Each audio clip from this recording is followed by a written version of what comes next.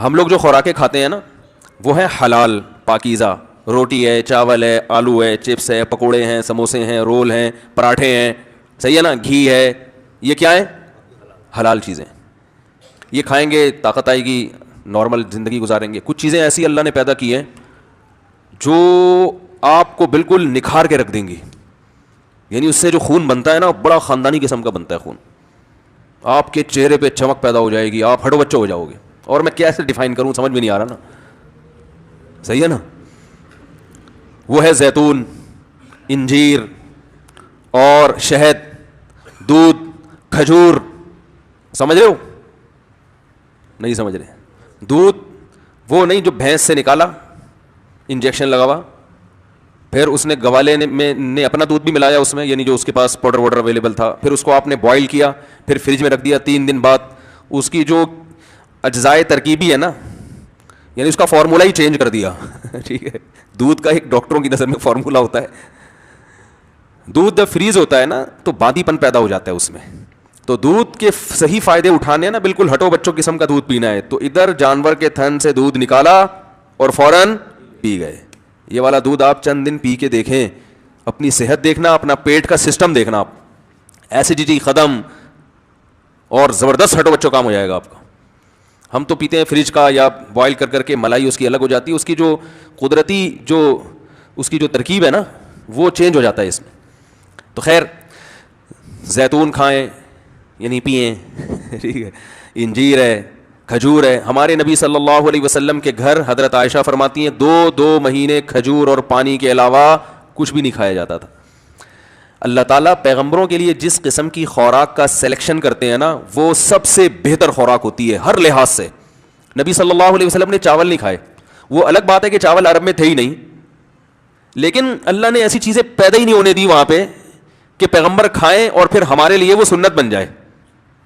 ابھی دیکھو یہ بیٹھے ہوئے ہیں نا ماشاء اللہ، بتانے میں کوئی حرج تو نہیں ہے، یہ وہاں یو ایس اے آرمی میں، یو ایس اے کس میں ہے بھائی؟ ڈپارٹمنٹ میں ہے وہ، اس میں گورنمنٹ ڈپارٹمنٹ میں، ان کو ایسے شعبے میں ہے، سیکیورٹی سے ان کا تعلق ہے نا، وہاں پولیس سے تعلق ہے. بتا دیتا ہوں یار، اس میں کوئی حرج تو نہیں ہے، کوئی آپ ہمیں پکڑو گے تو نہیں نا. تو یو ایس اے کی پولیس میں ہے یہ.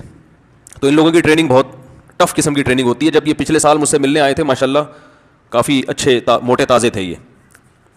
اب یہ جب ملنے کے لیے آئے تو میں نے کہا باقی کہاں ہیں آپ؟ ہیں تھوڑے سے آئے ہیں آپ، تھوڑے سے، باقی کہاں گئے آپ؟ ایسے سلم اسمارٹ ہو گئے یہ. اور ماشاء اللہ انہوں نے طلاق یافتہ خاتون سے شادی بھی کی ہے جس کے بچے بھی ہیں، اور یہ بھی اپنی سوتیلی بیٹی کو لے کے بیٹھے ہیں بیان سن. تو یہ بھی ایک خوشی کی بات ہے. کیا خیال ہے؟ تو ابھی نماز سے پہلے میں نے ان سے پوچھا یار آپ ماشاء اللہ بالکل ہی فٹ فاٹ ہو گئے، تو آپ لوگوں کو وہاں جب ٹریننگ کے دوران کچھ خوراک پر بھی ظاہر ہے سمجھایا جاتا ہوگا کہ ہم تمہیں بھگا رہے ہیں، ایسا نہ کچھ ایسی چیزیں کھا لو کہ یہ بھاگنا سارا ضائع ہو جائے. تو کچھ خوراک میں بھی وہ گائیڈ کرتے ہیں. انہوں نے کہا بھائی چاول کھانے کی اجازت، بولو بھائی نہیں. تو چاول کھائیں آپ، میں منع نہیں کر رہا، ہم بھی کھاتے ہیں، لیکن ظاہر ہے چاول کیا ہے، اس میں نشاستہ زیادہ ہے، اس میں شکر زیادہ ہے، تو توند بھی نکلتی ہے، پھولتا بھی آدمی. تو ہمارے نبی صلی اللہ علیہ وسلم نے ایسی غذائیں استعمال کی ہیں کہ ان کو کھا کے موٹاپا نہیں آتا. وہ الگ بات ہے وہ عرب میں تھی وہی، لیکن اللہ ایسی چیز پیدا ہی نہیں کرتا پیغمبروں کے لیے نا کہ وہ کھائیں اور ہمارے لیے وہ ایک نمونہ بن جائے. اگر نبی صلی اللہ علیہ وسلم کے پاس چاول ہوتے اور آپ کھا رہے ہوتے تو ہم کہتے ہفتے میں 6 دفعہ چاول کھانا سنت ہے. تو اللہ نے کھانے نہیں دی ایسی چیزیں. دودھ میں بھینس کا دودھ بھی اچھا ہوتا ہے، گائے کا دودھ بھی اچھا ہوتا ہے، بکری کا ہٹو بچوں ہوتا ہے، اونٹنی کا ہٹو بچوں اچھا ہوتا ہے. ہمارے نبی نے سب سے زیادہ اونٹنی کا اور بکری کا دودھ پیا ہے. آپ ریسرچ کر کے دیکھ لو، اس میں فیٹ کم ہوتا ہے، موٹاپا نہیں آتا. موٹاپا پیدا کرنے والی چیزیں ہمارے پیغمبر نے اور صحابہ نے کھائی نہیں ہیں. اونٹنی کا دودھ اور بکری کا دودھ، یہ چیزیں یہ موٹاپا نہیں پیدا، اس میں فیٹ نہیں ہوتا اونٹنی کا دودھ، اور جگر کے لیے بہت اچھا ہوتا ہے. پھر جو کھائیے، گندم بہت کم کھائیے. تو کھجور تو مستقل آپ کھجوریں کھاتے رہیں، عادت ڈالیں. آپ دیکھو آپ کے چہرہ پہ ایسی فریشنس آ جائے گی نا، کیونکہ آپ صلی اللہ علیہ وسلم نے فرمایا افطار کس سے کرو؟ کھجور سے. اس کو آپ نے طیب فرمایا، ایسی پاکیزہ چیز ہے. کیونکہ جب خالی پیٹ ہے نا تو جو کھاؤ گے ٹھا کر کے لگے گا جسم کو. تو ایسے موقع پہ گٹکا بھی کھا سکتے ہو، اس وقت جو گٹکے کا اثر ہوگا وہ بھرے ہوئے پیٹ نہیں ہوگا. چرس بھی پی سکتے ہو، سگریٹ بھی پی سکتے ہو، ہیروئن بھی کھا سکتے ہو، پی سکتے ہو، اور بریانی بھی پھوڑ سکتے ہو، کچھ بھی کھا سکتے ہو. لیکن آپ نے فرمایا کہ ایسے موقع پہ کیا کھانا ہے؟ کھجور. آپ کہہ سکتے ہیں ہم تو رمضان میں کھجوریں کھاتے ہیں تو ہمارے چہرے پر تو وہ فریشنس اور یہ سب ویکنس ختم نہیں ہوتی. وجہ اس کی ہے کہ 2 دانے آپ کھجور کے کھاتے ہیں, پھر طبیعت سے رول سموسے پھوڑتے ہیں. ٹھیک ہے نا. تو بھائی کھجور کا مطلب پتا ہے, پھر کھجور ہی کھاؤ, پیٹ بھرو کھجور سے. اور یہ دماغ میں سے نکال دیں کہ کھجور کھائیں گے تو پھر فلاں چیز کی کمی کیسے پوری ہوگی. وہ سب کچھ اللہ نے اس میں, صرف کھجور ہی کھا لینا آپ, سب کچھ ہو جائے گا.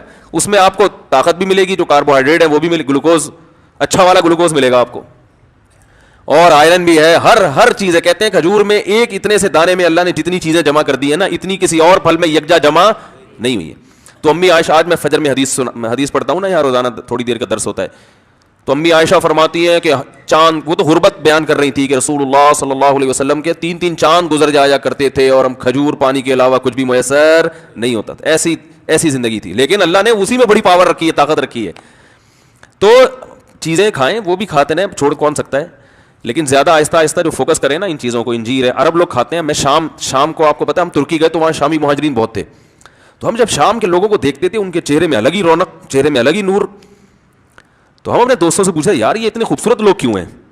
انہوں نے کہا یہ صدیوں سے انجیر, زیتون, کھجور, یہ 3 چیزیں کھاتے آ رہے ہیں. ان کا ناشتہ اس کے بغیر نہیں ہوتا. اور ہم لوگ کیا کھاتے آ رہے ہیں صدیوں سے؟ پراٹھے پھوڑتے آ رہے ہیں, جیم کے ساتھ مکھن بھی ہمارا پتہ نہیں کون سا والا مکھن ہوتا ہے بھائی, جس نے جو لا کے مکھن کے نام پہ پکڑا دیا وہ کھانا شروع کر دیا ہم نے. تو خیر یہ میرا موضوع نہیں ہے, پھر بات ادھر کو چلی جاتی ہے.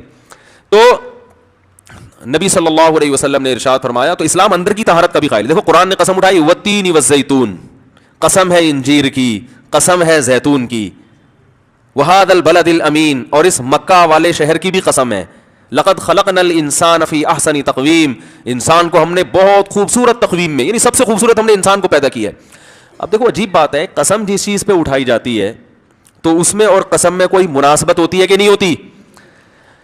مخلوق کے لیے اللہ کے علاوہ کسی اور کی قسم اٹھانا جائز نہیں ہے, لیکن جب اللہ قسم اٹھاتا ہے نا مخلوق کی, تو وہ دلیل کے طور پر گویا, یعنی اللہ اس میں یوں کہہ رہے ہیں کہ انجیر اور زیتون اور مکہ, بلد الامین سے مراد کیا ہے؟ مکہ, یہ تینوں اس بات پر گواہ ہیں کہ ہم نے انسان کو بہت ہی بہترین انداز میں پیدا کیا ہے. اب سوال پیدا ہوتا ہے انجیر کا اس قسم سے اور زیتون کا اس قسم سے اور مکہ کا انجیر زیتون سے کیا تعلق؟ بھائی یہ تینوں آپس میں کوئی میچنگ نہیں ہو رہی, ان تینوں کی آپس میں میچنگ نہیں ہو رہی, اور پھر قسم کی اس دعوے سے میچنگ نہیں ہو رہی جو اللہ نے قسم کے بعد دعویٰ کیا ہے. تو یہ بڑی خاندانی میچنگ ہے. جو انجیر اور زیتون کھاتے ہیں نا, انہی کا دماغ اتنا تیز ہوتا ہے کہ ان کو یہ میچنگ سمجھ میں آ جاتی. سمجھ رہے ہیں وہ کیا ہے؟ اللہ فرماتے ہیں کہ انسان کی خوراک میں نے انجیر اور زیتون بنائی. یہ خوراک کسی عام مخلوق کی نہیں ہو سکتی. یہ انسان کی جسمانی ترقی کے لیے بہترین غذائیں ہیں, بہترین غذائیں. اور مکہ انسان کی روحانی ترقی کے لیے, کیونکہ مکہ وحی کا مرکز ہے. تو تہذیب یافتہ زندگی گزارنے کے لیے گائیڈنس اس کو کہاں سے مل رہی ہے؟ مکہ سے, جو اس کی روح کو طاقت دے رہا ہے. اگر مکہ میں وہی نازل نہ ہوتی, انسان تہذیب سے دور ہوتا, زنا کر رہے ہوتے, گے میرج کو حلال کر دیا ہوتا, ہومو سیکس کو جیسے کر دیا انہوں نے, ابا کو اولڈ ہوم میں جمع کرا رہے ہوتے, ہم بھی کرا رہے ہوتے. ہم کیوں نہیں کراتے بھائی؟ ارے ابا اماں کو ہم کیوں گھر میں خدمت کرتے ہیں؟ مذہب کی وجہ سے نا. کیا خیال ہے بھائی؟ ورنہ تو ہم ہر چیز میں گوروں کو فالو کر رہے ہیں, تو پھر ابا کو گھر میں کیوں رکھا ہوا ہے؟ گورے تو ابا کو گھر میں نہیں رکھتے. بھائی نہیں سمجھ میں آ رہا تو بتا دو, میں گھر چلا جاتا ہوں. کامن سینس کی بات ہے نا, ہر چیز میں گورا گورا گورا گورا. ایک آدمی نے مجھے اتنا دماغ کھایا, میں نے کہا یار آپ گوروں کے بارے میں یہ کہہ رہے ہو, وہ یوں وہ یوں, کوئی تعریف بھی تو ہوگی. میں نے کہا سب سے بڑی تو بھائی گورے ہیں بھائی وہ. میں نے کہا کہ ان کی جو خوبی ہے میں ان کا تھوڑی انکار کرتا ہوں. کہتے مثلا میں نے کہا سب سے پہلی خوبی تو یہ گورے ہیں, ہم اس جیسے گورے نہیں ہم لوگ. تو اور خوبیاں بھی ہیں, میں خوبیوں کا منکر نہیں ہوں بھائی, لیکن میں یہ کہہ رہا ہوں کہ ہم تو چاہے خوبیاں ہو خامیاں ہو, ہر چیز میں ان کو فالو کر رہے ہیں نا. گورے ہونے کے علاوہ بھی خوبی ہے, یہ نہیں کہ صرف گورے ہی ہونا ہے, اس کے علاوہ بھی کچھ خوبیاں ہیں ان کے اندر. 2 نمبریاں نہیں ہے, منافقت نہیں ہے, یہ سب چیزیں نہیں ہیں وہاں پہ. تو اب کیا ہے کہ ہر چیز میں ان کو فالو کر رہے ہیں.